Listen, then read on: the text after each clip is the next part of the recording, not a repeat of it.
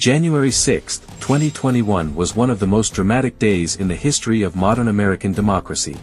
On that day, supporters of President Donald Trump attacked the U.S. Capitol in an attempt to disrupt the certification of the results of the 2020 presidential election. These events shocked not only the United States, but the entire world. It all started when Donald Trump spoke to his supporters in Washington in the morning of that day, urging them to fight to save the country. The president's rhetoric about allegedly rigged elections and unfair defeat stirred strong emotions among his supporters. After the rally, thousands of people made their way to the Capitol, where Congress was meeting to officially ratify the election results. The crowd broke through police barricades, smashed windows, and stormed the building. Lawmakers and Capitol staff were forced to evacuate to avoid a direct confrontation with the demonstrators. The session was suspended and American lawmakers were held hostage to the chaos unfolding in the heart of American democracy. These events were accompanied by tragedy. 5 people were killed, including a police officer who later died of his wounds. Dozens were injured.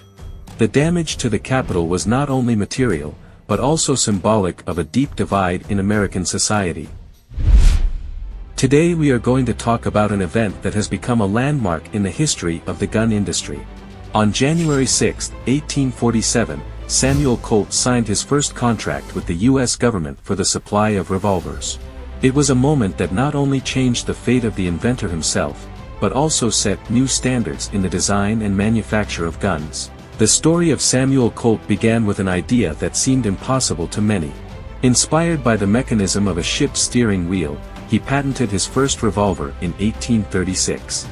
The special feature of this weapon was a rotating cylinder that allowed the shooter to fire several shots without reloading. It was revolutionary for its time.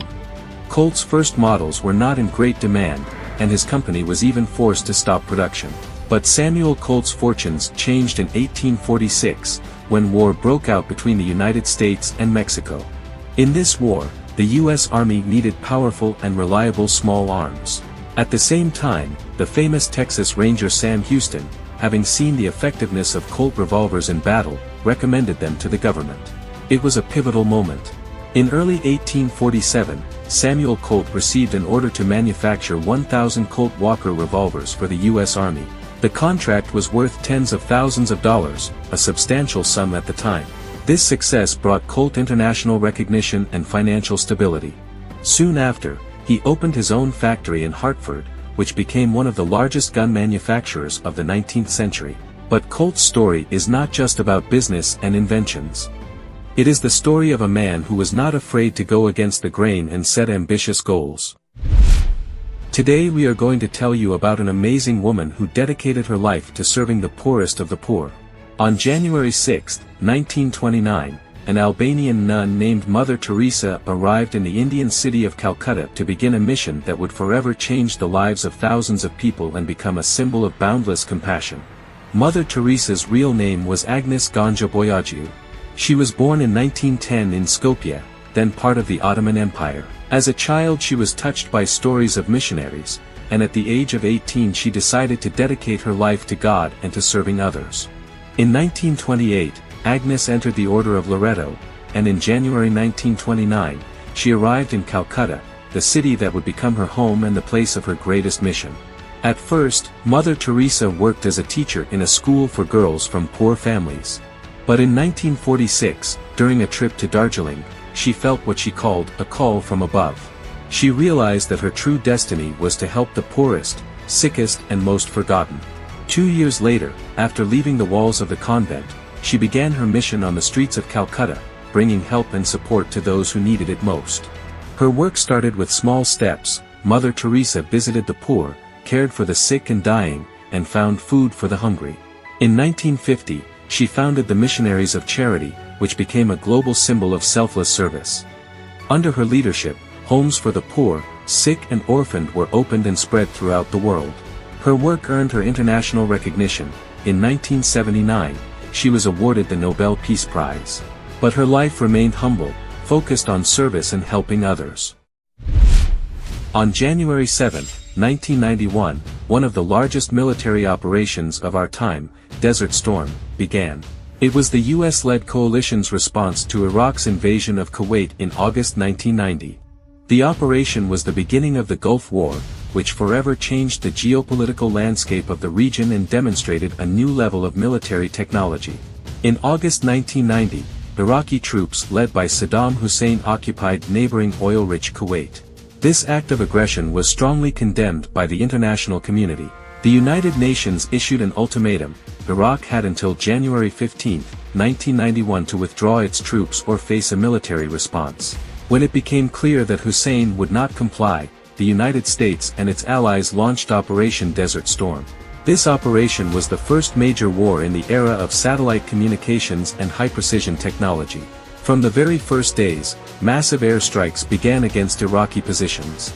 Hundreds of aircraft took to the skies to neutralize key strategic targets. Within weeks, Iraq had lost most of its military resources. But Desert Storm was more than a show of force.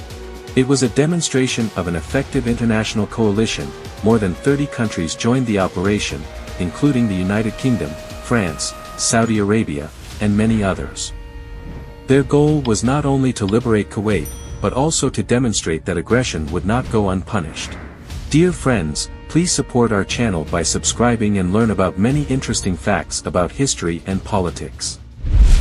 Can you imagine what it would be like to ride around the world on a bicycle? On January 7, 1887, American Thomas Stevens of San Francisco completed his legendary journey around the world, becoming the first person in the world to travel this distance on two wheels. His adventure, which began in April 1884, lasted almost 3 years, during which he traveled 13,500 miles and made history. It all began with a simple but ambitious idea. In 1884, Thomas bought a simple penny farthing, a bicycle with a giant front wheel. His route began in San Francisco, and the first leg of his journey involved crossing the United States. He traveled through snow-capped mountains, deserts, and distant plains, often sleeping in the open and eating whatever he could find along the way. Even at this stage, his endurance and courage were admirable. But that was not enough for Stevens. After completing the American route, he decided to travel around the world. He traveled through England, France, Italy, Turkey, Iran, India, and China. The most exciting part was crossing Asia, where Thomas had to deal with wild animals and sparsely populated areas. His tenacity and willingness to take risks saved his life more than once. He eventually returned to the United States via Japan, completing his journey on January 7, 1887. This story proves that any dream can become a reality if you have the courage to realize it. January 7, 1610 was one of the most important days in the history of astronomy. On the evening of that day, Italian scientist Galileo Galilei pointed his telescope at the night sky and focused on the largest planet in the solar system, Jupiter. What he saw changed mankind's understanding of space forever. Galileo noticed 3 bright spots close to Jupiter. At first he thought they were just stars, but after several nights of observation he discovered that these stars were changing position. They were not staying in place like other stars, but moving around Jupiter. This discovery was revolutionary. Galileo concluded that these objects could be nothing more than satellites of the planet. Later they were named Io, Europa, and Ganymede. These observations confirmed that the Earth was not the center of the universe, as the followers of Ptolemy's geocentric model believed at the time. Galileo became one of the main proponents of Nicholas Copernicus' idea that the Sun, not the Earth, was the center of the solar system. His discovery was not only a triumph of science, but also a great challenge to the religious and social views of the time. On January 8, 1570, Muscovy witnessed one of the bloodiest and most brutal massacres in its history when Ivan the Terrible and his army captured Novgorod. This happened because the Tsar suspected the city's inhabitants of collaborating with Lithuania. Beginning his campaign with terrible accusations, he ordered mass executions that lasted for 5 weeks. Thousands of people fell victim to this ruthless murder. Novgorod, one of the largest and richest cities in Muscovy at the time, was strategically important and had its own unique history. Ivan the Terrible considered the city a center of potential treason, and it seemed to him that the Novgorodians might go over to the side of Lithuania, which was fighting with Moscow for influence in Eastern Europe. However, the Tsar's suspicions were not based on hard evidence.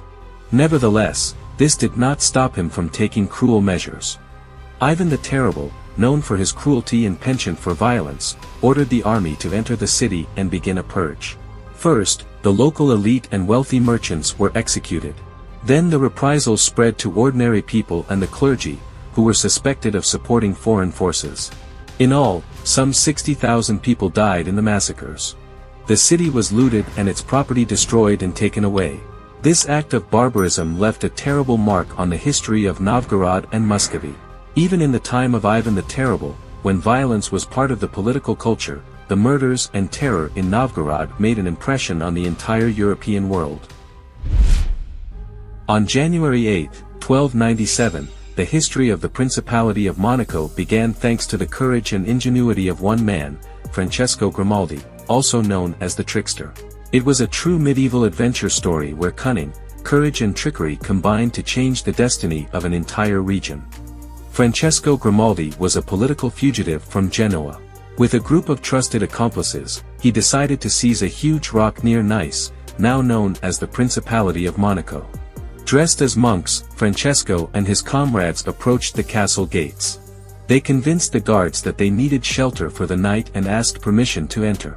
Their friendly manners and modest clothing did not arouse suspicion, so the guards opened the gate. But as soon as the monks were inside, they took off their hoods, drew their swords, and took the castle. This lightning operation marked the beginning of a new stage in the history of Monaco. The Grimaldi established their control over the castle and the surrounding area. Since then, the Principality of Monaco has been ruled by this dynasty, which has managed not only to maintain its independence, but also to transform a small state into a symbol of luxury, culture and success. Did you know that the Grimaldi dynasty has ruled Monaco for over 700 years? If you did, please like this video, and if you didn't, please do so. And we go on. On January 8, 2004, a new landmark date was added to the history of shipping. On that day, the RMS Queen Mary II, the largest ocean liner ever built, was christened. She became not only a marvel of engineering, but also a symbol of a new era in cruise travel. And interestingly, the christening ceremony was presided over by Queen Elizabeth II of Great Britain, the granddaughter of the same Queen Mary of Teck for whom the ship was named. Queen Mary II has become a true giant on the water, combining the ancient traditions of ocean liners with the advanced technologies of the 21st century. With a length of 345 meters and a displacement of more than 150,000 tons, this liner is not only huge, but also incredibly comfortable. Designed for long transatlantic voyages, it could accommodate more than 2,600 passengers and had everything you needed for a luxurious vacation: theaters, restaurants, spas, swimming pools, shops and even a library. Her design combined the classic features and grandeur of old liners with modern conveniences, making it possible to travel not only in comfort, but also in luxury. At the time of her commissioning, Queen Mary II became a true symbol of innovation and luxury at sea. Friends, if you liked our video, please subscribe to our channel.